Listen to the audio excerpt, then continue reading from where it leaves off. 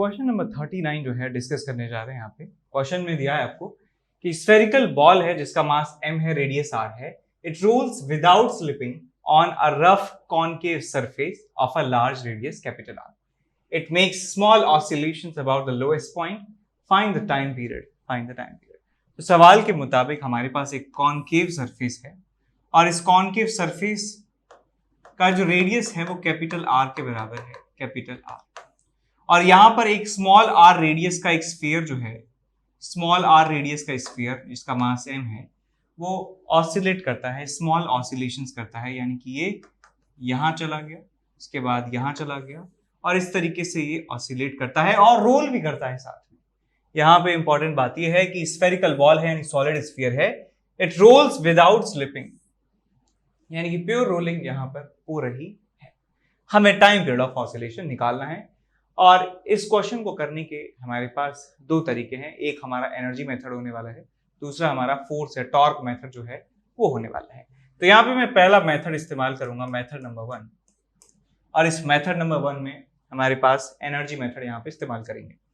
तो पहले तो कुछ चीज यहाँ पे जान लीजिए कि मैं मान लेता हूं कि किसी भी इंस्टेंट पर, किसी t is equal to T पर ये जो ऑब्जेक्ट है, ये जो स्फीयर है, ये थीटा एंगल डिस्प्लेस हो चुका है अपनी मीन पोजीशन से, अपनी इक्विलिब्रियम पोजीशन से थीटा डिस्प्लेस हो चुका है और इसके सेंटर ऑफ मास की जो वेलोसिटी है वो vc के बराबर मैंने मान ली।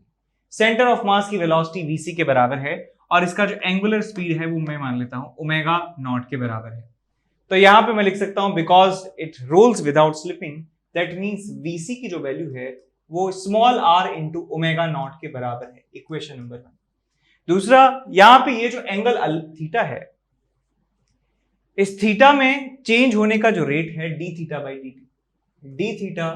बाई dt जो है, यानी कि इस एंगल के चेंज होने का रेट, यानी कि इसका मतलब ये हुआ कि इसका जो सेंटर है, इस स्फीयर का सेंटर, ये भी तो एक सर्कुलर मोशन में मूव कर रहा है, ये भी तो एक सर्कुलर मोशन है।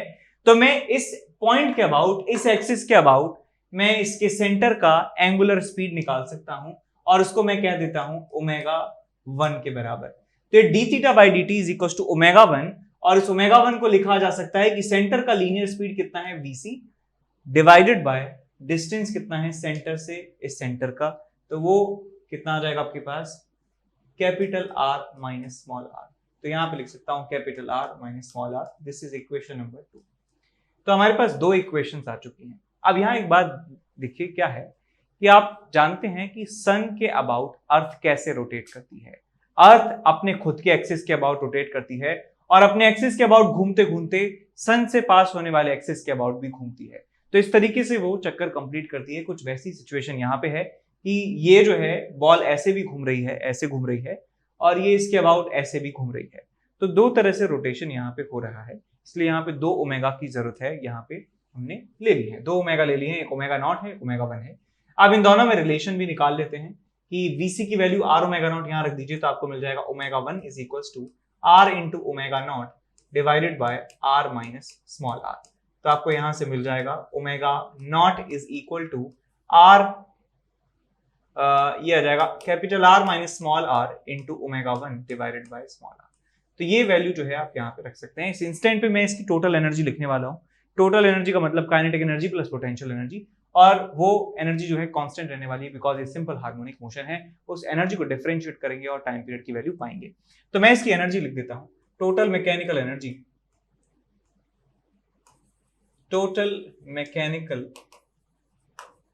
एनर्जी ऑफ स्फीयर कितनी आ जाएगी आपके पास, half into small m into vc square plus half into moment of inertia is 2/5 mr square into omega square, half i omega square, so omega naught square, plus gravitational potential energy की बात करें। Gravitational potential energy देखिए, पहले इसका centre यहां था, अब इसका सेंटर जो है यहां आ चुका है। ये यहां से लेके यहां तक की डिस्टेंस कितनी है, r माइनस r, यहां से लेके यहां तक की डिस्टेंस r माइनस r। तो यहां से लेके यहां तक की डिस्टेंस कितनी हो जाएगी, ये वाली डिस्टेंस, यहां से यहां तक की जो डिस्टेंस है, सॉरी यहां से यहां तक की डिस्टेंस हो जाएगी r minus r cos theta के बराबर, और यहां से लेके यहां तक की डिस्टेंस r के बराबर है, r माइनस r के बराबर है। तो ये वाला डिस्टेंस आपको पता चल जाएगा। देखिए यहां से लेके यहां तक r माइनस आर है, यहां से लेके यहां तक r minus R cos theta है, तो ये वाली डिस्टेंस आपको मिल जाएगी r minus small r 1 minus cos theta. तो आपकी पोटेंशियल एनर्जी इस वाले रेफरेंस के रेस्पेक्ट में मिल जाएगी आपको mg capital R minus small r into 1 minus cos theta. This is the potential energy और इसका जो समीशन है वो कांस्टेंट है, E के बराबर मैंने मान लेता हूं। अब आपको क्या करना है, यहाँ पे ओमेगा नॉट की जगह मैं ओमेगा 1 रख रहा हूं, यहाँ पे ओमेगा नॉट की जगह मैं ओमेगा 1 रखूंगा, तो आपको मिल जाएगा ओमेगा नॉट की जगह omega 1, so r minus r omega 1 by r, क्या मिल जाएगा आपको r minus r by small r का स्क्वायर इंटू ओमेगा 1 का स्क्वायर, और यहां मिलेगा आपको 1 by 2 into 2 by 5 into M R square. और यहां पर VC की जगह मैं ओमेगा 1 की टर्म्स में इसे पुट कर सकता हूं, VC is equal to capital R minus small r into omega 1, तो ये आपको मिल जाएगा half into m into R minus small r का स्क्वायर इंटू ओमेगा 1 का स्क्वायर, और यहां पे आपको मिलेगा जो एज इट इज है mg capital R minus small r into 1 minus cos theta is equal to E। अब यहां से जो कैंसिल आउट हो जा रहा है वो कैंसिल आउट कर दीजिए, तो हाफ हाफ और यहाँ पे 2 रख दीजिए, कैंसिल आउट हो गए, m और m आपस में कैंसिल आउट हो गए। अब यहाँ r स्क्वायर से r स्क्वायर कैंसिल आउट हो गया, r माइनस r की पावर 1, r माइनस r की पावर 1, r माइनस r की पावर 1, ये कैंसिल आउट हो गए। तो आपको यहाँ से साफ सुथरा सा एक्सप्रेशन मिलता है r minus r omega 1 square plus 2 by 5 r minus r का r minus r into omega 1 square plus 2g और 1 minus cos theta is equal to some constant.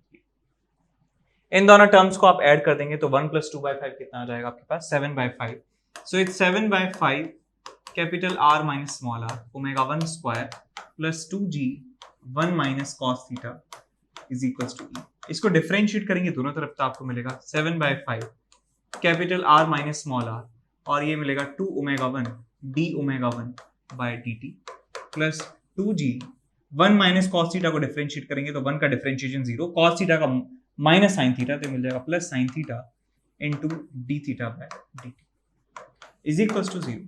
अब डी थीटा बाई dt जो है omega 1 के बराबर है, ये पहले ही देख चुके हैं, D theta by dt omega 1 के बराबर है, तो यहां से ओमेगा 1 और यहां से डी थीटा बाई dt आपस में कैंसिल आउट हो जाएंगे, और यहां से 2 और यहां से 2 आपस में कैंसिल आउट हो जाएंगे। डी ओमेगा बाई dt का मतलब हो गया कि ये रीस्टोरिंग आपके पास एंगुलर एक्सेलरेशन है, ये एक्सेलरेशन की मदद से ये मीन पोजीशन की तरफ वापस आएगा, तो मैं इसको एक तरफ रखूंगा तो बाकी सबको दूसरी तरफ ले जाऊंगा, तो आपको मिलेगा 7 bye 5 capital R minus small r into alpha is equals to, यहाँ पे g है, यहाँ पे साइन थीटा है, minus of g sine theta, और साइन थीटा स्मॉल है तो उसको थीटा के बराबर रखा जा सकता है, तो आपको यहाँ से अल्फा की वैल्यू मिल जाती है, alpha is equals to 5g theta upon 7 capital R minus small r। अब अल्फा जो है वो थीटा के प्रोपोर्शनल है, और ये जो प्रोपोर्शनलिटी कांस्टेंट है ओमेगा स्क्वायर के बराबर है, तो omega square theta, omega square theta, तो ओमेगा स्क्वायर और इसको आप इक्वेट कर देंगे तो आपको क्या मिल जाता है, omega square is equals to 5g divided by 7 into R minus r, और आपको यहां से ओमेगा की वैल्यू मिल जाती है, that is under root of 5g divided by 7 into capital R minus small r, और आपको यहां से टाइम पीरियड मिल जाता है 2 pi by omega, that is 7 into capital R minus small r divided by 5g। So this is the time period of oscillation of this small sphere. ठीक, इस तरीके से आप ये इसको सॉल्व कर सकते हैं। दूसरा तरीका जो है वो टॉर्क मेथड है, कैसे करेंगे मेथड नंबर सेकंड से। सो मेथड नंबर सेकंड कुछ इस तरीके से, हम जानते हैं इंस्टेंटेनियस एक्सिस ऑफ रोटेशन के बारे में। इंस्टेंटेनियस एक्सिस ऑफ रोटेशन क्या होता है? इंस्टेंटेनियस एक्सिस ऑफ रोटेशन कि मान लीजिए आपके पास कोई ऑब्जेक्ट है और ये रोल कर रहा है ये इस तरीके से, तो एक ऐसा पॉइंट जो है, एक ऐसा इमेजिनरी पॉइंट होता है जो बॉडी के अंदर और बॉडी के बाहर दोनों जगह एग्जिस्ट कर सकता है, जिस पॉइंट के अबाउट इस ऑब्जेक्ट का जो मोशन है वो प्योर रोटेशनल मोशन होता है। तो जैसे स्फीयर की बात करें तो स्फीयर में जो पॉइंट है, पॉइंट ऑफ कांटेक्ट, ये एक ऐसा पॉइंट होता है जिस पॉइंट के अबाउट इस बॉडी का मोशन जो है वो प्योर रोटेशन माना जा सकता है।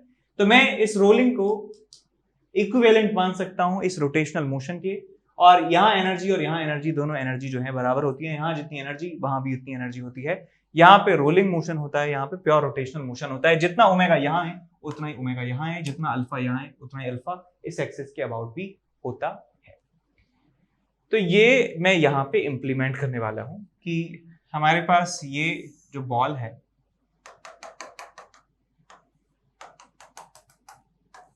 ये मैंने मान लिया एंगल थीटा के बराबर है, और यहाँ इसके ऊपर फोर्स लग रहा होगा mg sin थीटा के बराबर। फ्रिक्शन जो है ग्राउंड पे लग रहा होगा, मैंने मान लिया f के बराबर लग रहा है। एक फोर्स लग रहा होगा नॉर्मल के बराबर, एक फोर्स लग रहा होगा mg cos थीटा के बराबर। तो यहाँ पे मैं टॉर्क लिखने वाला हूँ इसके अबाउट। मैं मान लेता हूँ कि प्योर रोटेशनल मोशन है इस पॉइंट के अबाउट, तो इस पॉइंट के अबाउट में सारे फोर्सेस का टॉर्क लिख रहा हूँ। तो सिर्फ इस mg cos थीटा का कोई टॉर्क नहीं है, फ्रिक्शन का कोई टॉर्क नहीं है, नॉर्मल का कोई टॉर्क नहीं है, सिर्फ mg sin थीटा का टॉर्क इस पॉइंट के अबाउट आएगा, बिकॉज सारे पॉइंट जो हैं या तो इस पॉइंट से पास हो रहे हैं, इस पॉइंट को क्रॉस कर रहे हैं। तो टॉर्क आएगा आपके पास mg sin theta is equal to I alpha. Moment of inertia इस ऑब्जेक्ट का इस पॉइंट के अबाउट मुझे चाहिए, तो मैं पैरेलल एक्सिस थ्योरम लगाऊंगा। तो इस ऑब्जेक्ट का मोमेंट ऑफ इनर्शिया इसके सेंटर वाले एक्सिस के अबाउट प्लस md²। तो यहां से आपको मोमेंट ऑफ इनर्शिया मिलेगा 2/5 into mr² plus mr²। This is the moment of inertia into alpha, alpha कौन सा अल्फा है? ये जिसके अबाउट ये हमारा जो ऑब्जेक्ट है घूम रहा है। तो ये आप सॉल्व करिए, से कितना आ जाएगा 5 7 7/5 into mr² into alpha is equal to mg sin theta. तो यहां से m से m कैंसिल आउट हुआ, आपको मिल जाता है अल्फा इज इक्वल टू, अच्छा mg sin theta into r लगाना भूल गए, बिकॉज टॉर्क है तो यहाँ पे r भी आएगा, तो एक r से एक r भी चला गया, तो आपको मिल जाएगा 5g sin theta divided bye 7r। This is the value of alpha. Alpha की वैल्यू यहां से हमें पता चल गई। अच्छा, अब क्या करें? अब आप क्या कर सकते हैं यहाँ पे कि एक्सेलरेशन जो है वो आर अल्फा के बराबर होना चाहिए। इसके सेंटर ऑफ मास का जो एक्सेलरेशन है, मैं लिख सकता हूँ इसे, सेंटर ऑफ मास का acceleration AC is equal to R into alpha.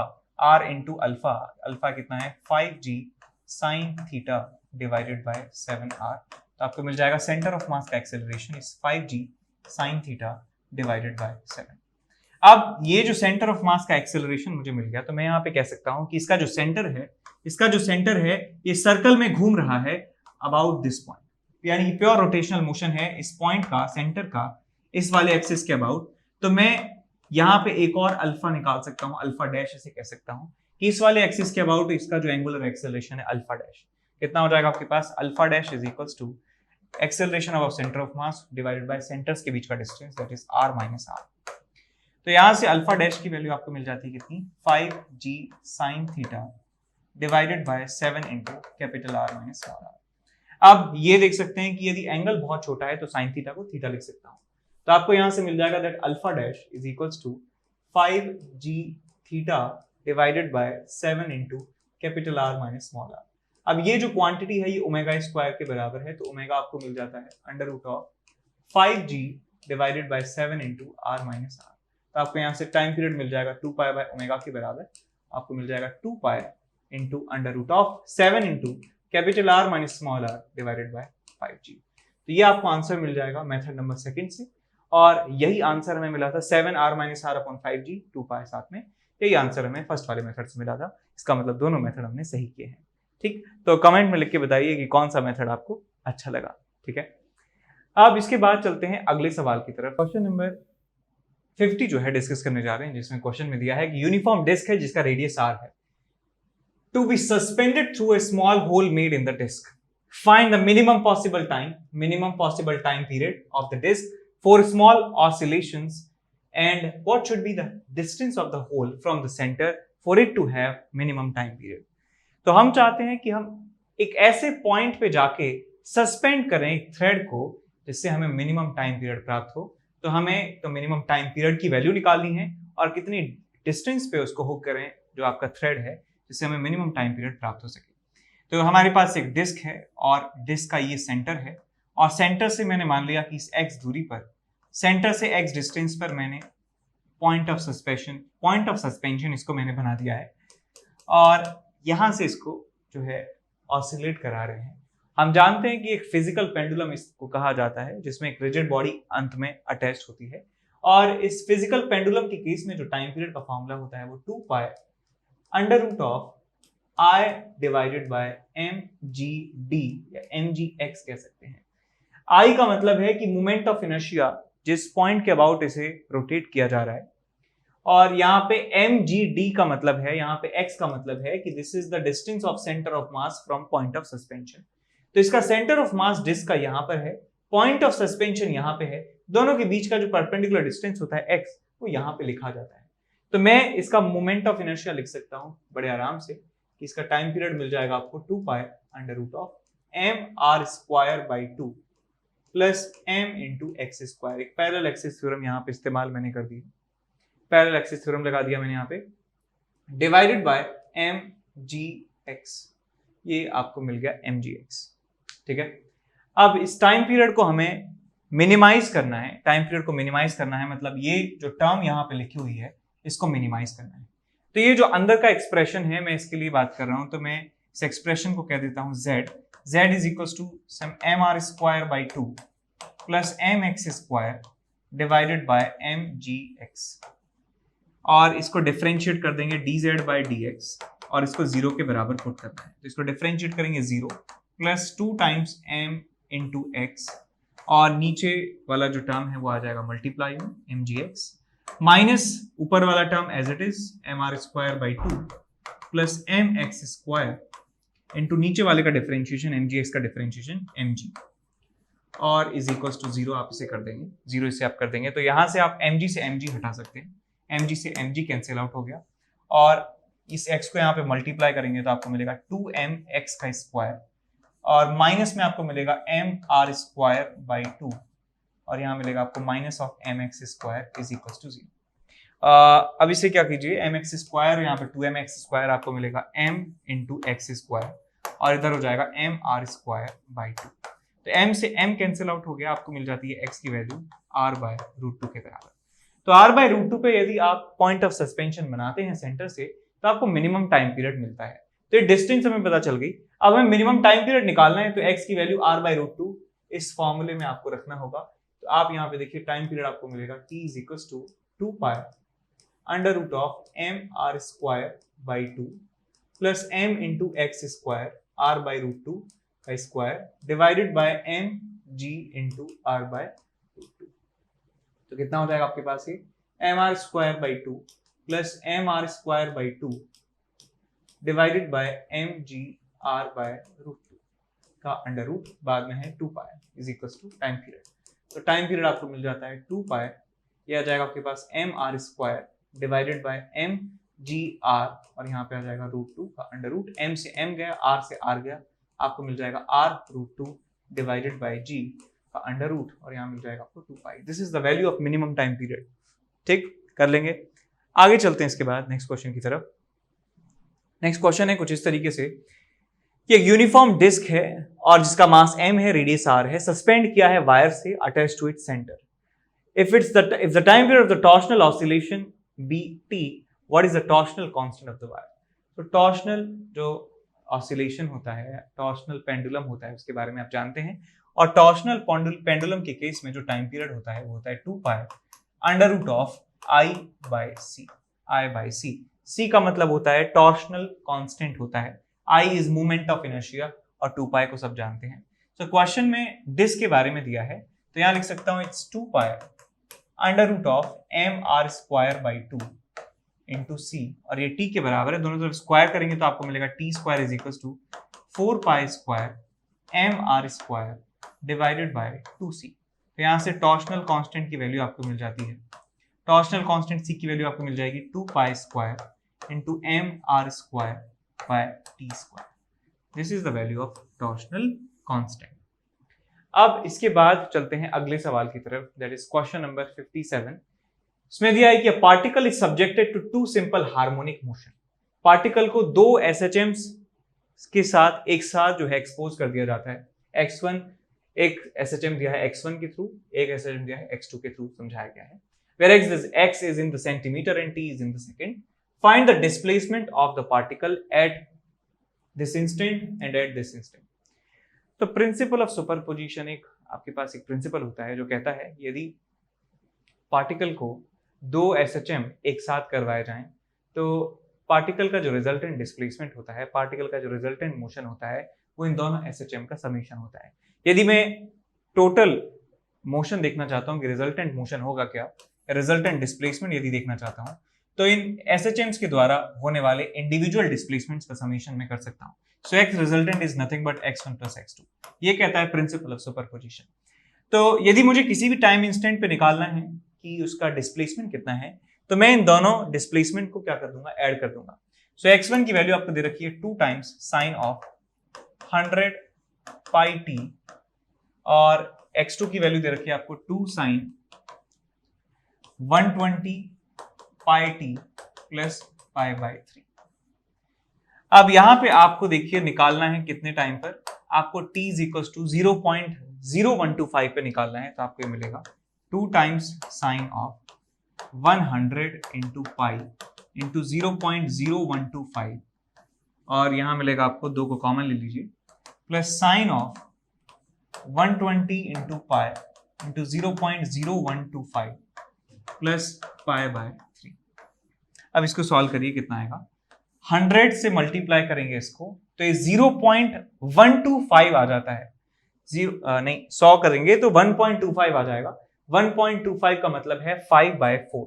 5/4 को पाई से मल्टीप्लाई करेंगे 5 pi by 4, so is 2 times sign of 5 pi by 4 और ये आपको मिलेगा साथ में साइन ऑफ 120 से मल्टीप्लाई कर रहा हूं मैं इस क्वांटिटी को, तो एक 0 को हटाएंगे, डेसिमल यहां खिसकाएंगे, 125 को 12 से मल्टीप्लाई करेंगे तो आपको मिलेगा 12×60, 0 6 24 36 3 12 के 15, 1.5 आपको मिल जाता है। 1.5 का मतलब 3/2 into pi, so it's 3 pi by 2 plus pi by 3। अब आपको ये सॉल्व करना है, तो पाई बाय 4, 5 पाई बाय 4 को क्या लिख सकता हूं बेटा मैं, पाई प्लस पाई बाय 4, तो मैं यहाँ पे लिख सकता हूं कि आपका जो रिजल्टेंट डिस्प्लेसमेंट है is 2 centimetre into sine of 5 pi by 4 which is nothing but pi plus pi by 4 और आपको मिलेगा यहाँ पे plus sign of 3 pi by 2 plus pi by 3 pi by 3। तो हम जानते हैं ASTC रूल, सब लोग जानते हैं ASTC क्या होता है, ASTC यानी कि कन्वर्जन जानते हैं। तो sine of pi plus theta, sine of pi plus theta, तो पाई प्लस थीटा जो है वो आ रहा है इस थर्ड क्वाड्रेंट में इसका, और पाई है यहाँ पे, तो ये रेशियो जो है चेंज नहीं होगा, तो आपको मिल जाएगा कि minus of sine of pi by 4, minus of sine pi by 4। और यहाँ बात करें 3 पाई बाय 2 प्लस थीटा, ये आपको मिलेगा कॉस में और ये हो जाएगा चेंज, तो मिल जाएगा आपको minus of cos pi by 3। तो आप यहां से निकाल सकते हैं कितना आ जाएगा आपके पास, 1/√2 के बराबर, सो इट्स 1/√2 माइनस में, माइनस को बाहर ले लीजिए, माइनस ऑफ 2 इंटू 1/√2 और ये मिल जाएगा cos 60 यानी कि 1/2 माइनस 1/2। मल्टीप्लाई करेंगे इसमें प्लस में, मल्टीप्लाई करेंगे तो आपको मिलेगा √2 माइनस में और माइनस मिलेगा आपको 1, so minus of 1.41 minus of 1 is equal to minus of 2.41, आपको आंसर मिल जाएगा सेंटीमीटर में। ये हुआ आपका पहला पार्ट। अब दूसरे पार्ट की बात करें, दूसरे पार्ट का मतलब है कि हमें यहाँ पे 0.025 पुट करना है। तो आप बहुत सिंपल है, बिल्कुल सेम प्रोसीजर आपको फॉलो करना है, बस आपको इस इक्वेशन में वैल्यू पुट करनी है टी की और इन दोनों डिस्प्लेसमेंट्स को ऐड कर देना है, तो आपको रिजल्टेंट डिस्प्लेसमेंट्स मिल जाएगा। ठीक है, आगे चलते हैं। क्वेश्चन नंबर 50 जो है डिस्कस करने जा रहे हैं, जिसमें क्वेश्चन में दिया है कि यूनिफॉर्म डिस्क है जिसका रेडियस r है, to be suspended through a small hole made in the disc, find the minimum possible time period of the disk for small oscillations and what should be the distance of the hole from the center for it to have minimum time period। तो हम चाहते हैं कि हम एक ऐसे point पे जाके सस्पेंड करें एक थ्रेड को जिससे हमें मिनिमम टाइम पीरियड प्राप्त हो। तो हमें तो मिनिमम टाइम पीरियड की वैल्यू निकालनी है और कितनी डिस्टेंस पे उसको हुक करें जो आपका थ्रेड है, जिससे हमें मिनिमम टाइम पीरियड प्राप्त हो सके। तो हमारे पास एक डिस्क है और डिस्क का ये सेंटर है और सेंटर से मैंने मान लिया कि इस x दूरी पर, सेंटर से x डिस्टेंस पर मैंने पॉइंट ऑफ सस्पेंशन इसको मैंने बना दिया है और यहां से इसको जो है ऑसिलेट करा रहे हैं। हम जानते हैं कि एक फिजिकल पेंडुलम इसको कहा जाता है जिसमें एक रिजिड बॉडी अंत में अटैच होती है और इस फिजिकल पेंडुलम के केस में जो टाइम पीरियड का फॉर्मूला होता है वो 2 pi under root of I divided by mgd या mgx कह सकते हैं। I का मतलब है कि मोमेंट ऑफ इनर्शिया जिस पॉइंट के अबाउट इसे रोटेट किया जा रहा है और यहाँ पे mgd का मतलब है, यहाँ पे x का मतलब है कि this is the distance of centre of mass from point of suspension. तो इसका सेंटर ऑफ मास डिस्क का यहाँ पर है, पॉइंट ऑफ सस्पेंशन यहाँ पे है, दोनों के बीच का जो परपेंडिकुलर डिस्टेंस होता है x वो यहाँ पे लिखा जाता है। तो मैं इसका मोमेंट ऑफ इनर्शिया लिख सकता हूँ बड़े आराम से कि इसका टाइम पीरियड मिल जाएगा आपको 2 pi under root of mr square by 2 plus m into x square. एक पैरेलल एक्सिस थ्योरम यहाँ पे इस्तेमाल मैंने कर दी, पैरेलल एक्सिस थ्योरम लगा दिया मैंने यहाँ पे, डिवाइडेड बाय mgx, ये आपको मिल गया mgx। ठीक है, अब इस टाइम पीरियड को हमें मिनिमाइज करना है, टाइम पीरियड को मिनिमाइज करना है, मतलब ये जो टर्म यहाँ पे लिखी हुई है इसको मिनिमाइज करना है। तो ये जो अंदर का एक्सप्रेशन है मैं इसके लिए बात कर रहा हूं, तो मैं इस एक्सप्रेशन को कह देता हूं z is equal to some mr square by 2 plus mx square divided by mgx और इसको डिफरेंशिएट कर देंगे dz बाई dx और इसको 0 के बराबर पुट करना है। तो इसको डिफरेंशिएट करेंगे 0 plus 2 times m into x और नीचे वाला जो टर्म है वो आ जाएगा मल्टीप्लाई में mgx माइनस ऊपर वाला term as it is mr square by 2 plus mx square into नीचे वाले का डिफरेंशिएशन mgx का डिफरेंशिएशन mg और इज इक्वल टू 0 आप इसे कर देंगे, 0 इसे आप कर देंगे तो यहां से आप mg से mg हटा सकते हैं, mg से mg कैंसिल आउट हो गया और इस x को यहाँ पे मल्टीप्लाई करेंगे तो आपको मिलेगा 2mx का स्क्वायर और माइनस में आपको मिलेगा mr स्क्वायर बाई 2 और यहाँ मिलेगा आपको minus of mx square is equal to 0। अब इसे क्या कीजिए, mx स्क्वायर यहाँ पे 2mx स्क्वायर आपको मिलेगा m इंटू एक्स स्क्वायर और इधर हो जाएगा mr स्क्वायर बाई 2। तो m से m कैंसिल आउट हो गया, आपको मिल जाती है x की वैल्यू r बाय रूट 2 के बराबर। तो r बाय रूट 2 पे यदि आप पॉइंट ऑफ सस्पेंशन बनाते हैं सेंटर से तो आपको मिनिमम टाइम पीरियड मिलता है। तो ये डिस्टेंस हमें पता चल गई। अब हमें मिनिमम टाइम पीरियड निकालना है तो x की वैल्यू r बाय रूट 2 इस फॉर्मूले में आपको रखना होगा। तो आप यहाँ पे देखिए टाइम पीरियड आपको मिलेगा t is equal to 2 pi under root of mr square by 2 plus m into x square r by root 2 का square divided by mg into r by root 2। तो कितना हो जाएगा आपके पास ये mr square by 2 plus mr square by 2 divided by mg r by root 2 का under root बाद में है 2 pi is equal to time period. तो टाइम पीरियड आपको मिल जाता है 2 पाई, ये आ जाएगा आपके पास mr square divided bye mgr और यहाँ पे आ जाएगा रूट 2 का अंडर रूट, m से m गया, r से r गया, आपको मिल जाएगा r root 2 divided by g का अंडर रूट और यहाँ मिल जाएगा आपको 2 pi. This is the value of minimum time period. ठीक, कर लेंगे, आगे चलते हैं इसके बाद नेक्स्ट क्वेश्चन की तरफ। नेक्स्ट क्वेश्चन है कुछ इस तरीके से कि एक यूनिफॉर्म डिस्क है और जिसका मास m है, रेडियस r है, सस्पेंड किया है वायर से attach to its centre. if the time period of the torsional oscillation be t, what is the torsional constant of the wire?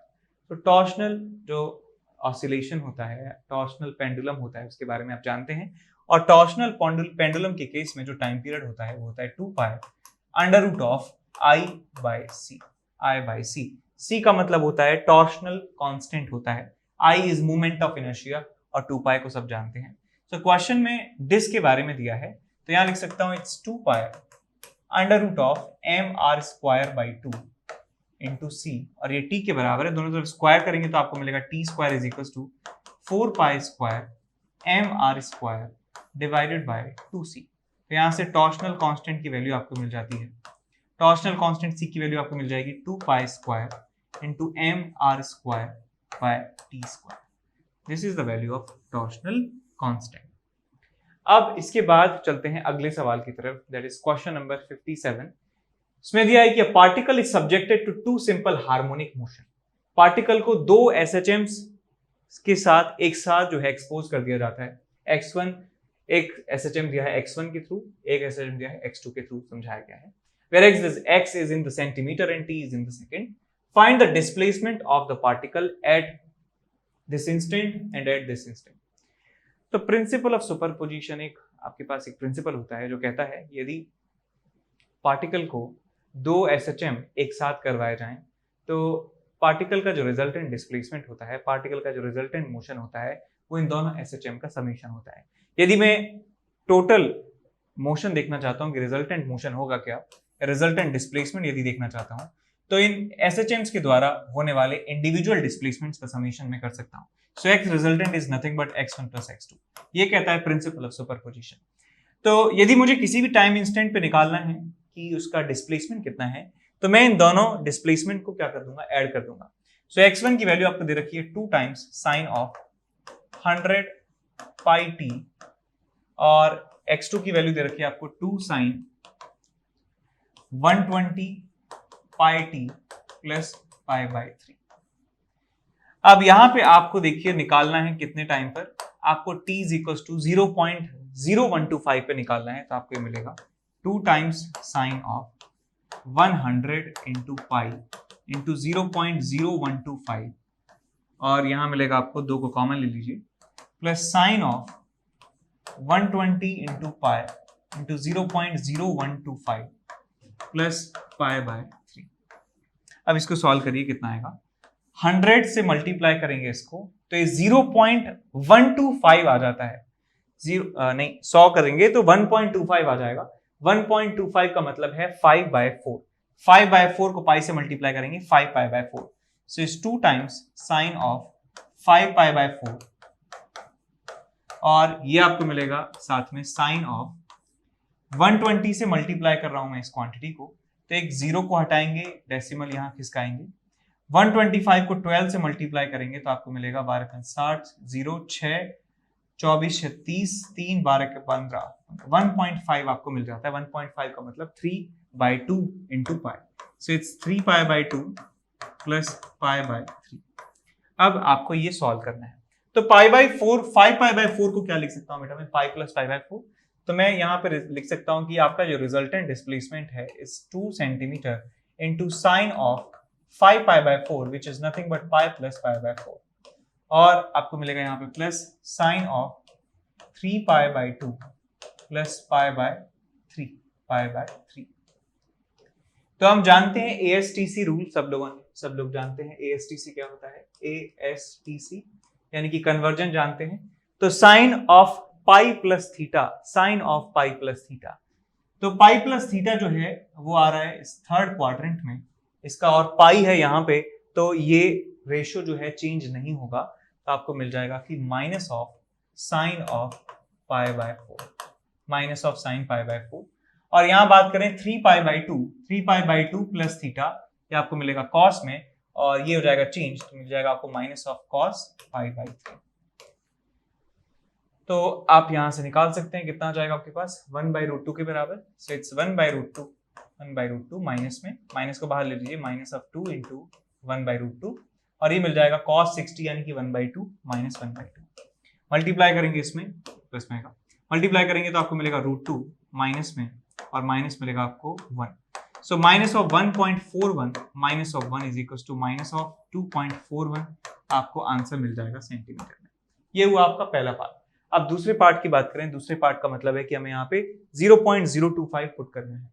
तो आप बहुत सिंपल है, बिल्कुल सेम प्रोसीजर आपको फॉलो करना है, बस आपको इस इक्वेशन में वैल्यू पुट करनी है टी की और इन दोनों डिस्प्लेसमेंट्स को ऐड कर देना है, तो आपको रिजल्टेंट डिस्प्लेसमेंट्स मिल जाएगा। ठीक है, आगे चलते हैं।